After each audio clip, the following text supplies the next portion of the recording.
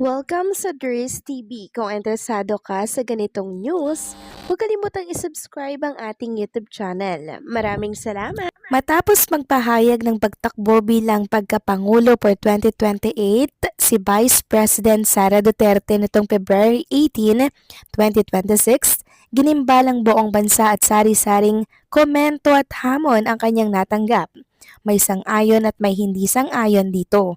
Nauna na nga nagpahayag ng suporta ang actress-politician na si Aiko Melendez. Ayon nga po sa kanyang post, Inday Sara Duterte for President for 2028. Alam ko, babanata na naman ako dahil simulat sa pool malinaw na kung saan ako nakatayo. Maka Duterte po ako at hindi ko ito ikinakahiya. Tahimik ako nagtatrabaho, hindi ako naninira. Hindi ako nakikisawsaw sa personalan o panglalait na mga kalaban. Para sa akin, hindi ingay at galit ang sukatan ng liderato kundi gawa prinsipyo at paninindigan. Ang batayan ko kung bakit si Sara Duterte ang aking presidente, trabaho hindi puro salita. Tapang hindi palusot, disiplina hindi pa impress, at higit sa lahat, takot sa Diyos. Naniniwala ako na kapag ang isang leader ay may malinaw na prinsipyo, may malasakit sa bayan, at may pananagutan sa Diyos, doon nagmumula ang tunay na serbisyo. Hindi perpekto ang kahit sino, pero ang mahalaga ay totoo, matatag at handang manindigan kahit hindi popular. Hindi ito tungkol sa kulay o pangalan, ito ay tungkol sa direksyon ng bansa at sa direksyong iyon malinaw sa akin kung sino ang pinaniniwalaan ko. Sara Duterte for President 2028. Paninindigan, serbisyo at pananampalataya. Samantalang kakaiba naman ang kay OG Diaz, tila may hamon kay BP Sara kung sakaling tatakbo sa pagka-presidente. Ayon sa kanya, a DDS friend told me, mag-ship ka na kay Sara Duterte. Walang katalo-talo sa 2028. Alam ko namang malakas si BP Sara. Pag mahina kalaban yan, panalo yan.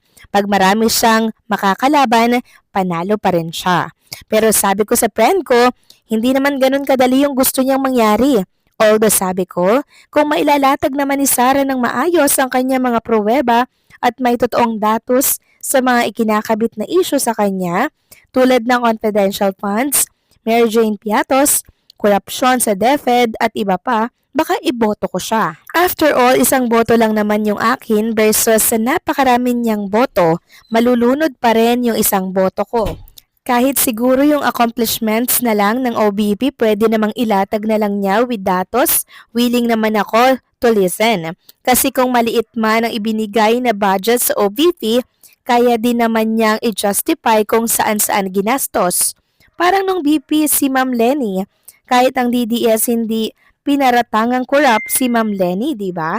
Sana marinig din natin siya nang walang binabasa tungkol sa mga stand niya sa mga national issues. Yung galing sa puso, yung klaro, yung pagkakalatag ng sentences at kahit si Aling Tatsing, maintindihan ang bawat buka ng kanyang bibig. May nakasanayan na kasing behavior si VP Sara na pag on the spot, natatarantang sumagot. Kaya hindi maintindihan kung ano ang nais niyang ipunto. Siguro trabaho na ito ng kanyang communication team. Tsaka sana pagdating ng kampanya, i-push natin siya to join debates para marinig natin ang stand ng lahat ng tumatakbong presidente sa mga issues at concern ng taong bayan.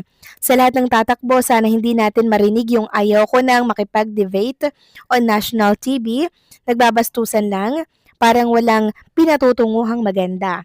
Kaya direkta na lang ako sa mga taong bayan mismo. Sana tantanan na ang ganitong pang-eeklat sa taong bayan, makilahok sana lahat ng tatakbo, dapat lahat marinig ng taong bayan. Mahirap nang magkamali, hindi naman weekly, ibang uupong presidente. Tandaan, hindi po 6 na araw o buwan ang pinag-uusapan dito.